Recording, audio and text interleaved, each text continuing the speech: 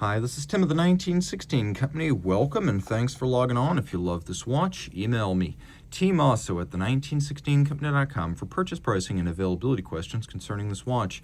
And this watch is a Panerai Purist Special. 2 hands, manual wind, Betterini case. This is a golden oldie. This is the Panerai Luminor PAM 112. A model originally launched in 2002. You can see the example in my hand features a case code from O, which indicates 2012, but it's a throwback to the good old days. 44 millimeters in diameter in the Alessandro Betterini style case, 15 millimeters thick, 53.6 lug-to-lug, a 24 millimeter spacing between the lugs, and old school screws and bars fixing the strap to the case.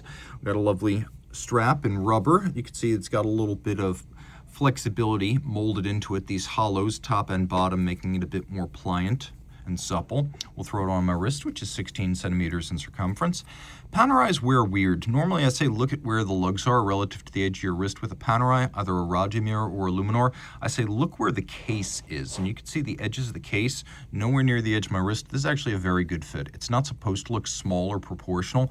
It's supposed to look big. It's an instrument. It's supposed to be legible. And so this aesthetic is perfect, and I think you could even wear this on a wrist as small as 15 centimeters circumference if you're down with the Panerai aesthetic. In steel, it's pretty hefty, and I can actually say that it would slip pretty decently underneath cuffs. At 15 millimeters thick, it's not the thickest of these things, and it has a generously sloped bezel, so most sleeves will be all right here. You can see we've got a steel buckle. This is not the typical trapezoid. It's a little bit different, and we have a case that's full polish, so if there's one element to this watch that's a little bit glam rock, it's definitely the fact that the case is polished, but it's the traditional 1993 Alessandro Betterini case. It's not the later 21st century 1950 case. This is the Luminor that core plank owner Panerai envision when they envision a Luminor. And by that term, plank owner in the Navy, that's often the term used to describe the first crew of a newly commissioned warship, the plank owners. And so the Panerai who were fans of these things back in the 90s and the early 2000s, they are the plank owners to the whole Panerai movement. And this is their kind of watch. Of course, you cover up the whole watch, you already know what brand and model. Panerai Luminor, that iconic device protecting the crown.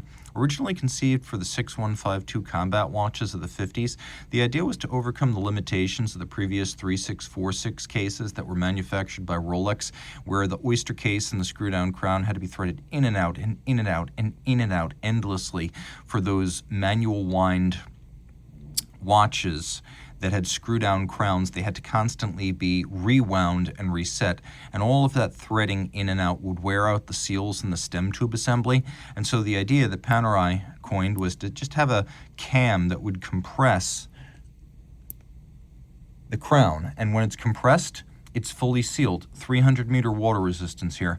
And then when you lift it, it's completely unlocked. You can wind the watch, you can pull the crown out, and so this preserves the crown seal, because you're not threading in and out, you're merely compressing and decompressing. Also, it makes it hard to jump in the water without knowing your watch is exposed. This is very visible in that regard. It also provides perpendicular impact protection, which is something a shouldered crown guard doesn't really do.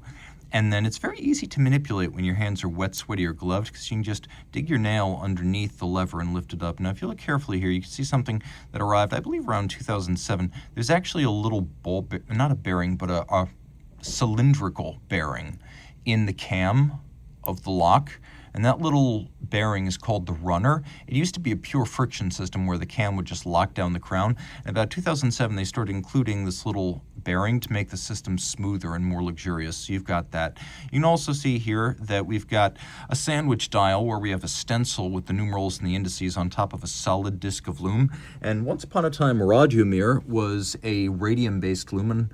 Luminor was a less radioactive, I believe, tritium-based lume that came after. Today, Radimir and Luminor are model lines, but throughout its history, Panerai has been known for luminescence. Even for product categories that are not watches, signaling equipment, instruments like depth gauges and compasses, luminescence was always a big part of what they added to the watches that were manufactured by Rolex, and also to the instruments they sold to their naval customers, like the depth gauges, the signaling equipment, instrumentation for ships. aircraft, and compasses. And so this watch has that luminescence. 2 hands, you can see they've been blackened. So there's not a whole lot going on here in terms of the dial, but that's exactly how a lot of folks like it. And as you can see, we've got a very simple Panerai caliber OP10 out back. It's based on the Unitas 6497. Now, it's not a chronometer because you need a seconds hand to get a chronometer certification, but I've never seen any evidence, either visibly or in notation within the industry, that these were less as timekeepers than the ones with seconds hands and COSC certificates. I believe they can keep equally good time. And you can see certain things like the high quality of the balance wheel and the correspondingly high spec hairspring. This is a version of the 6497-2, which has a few changes compared to standard.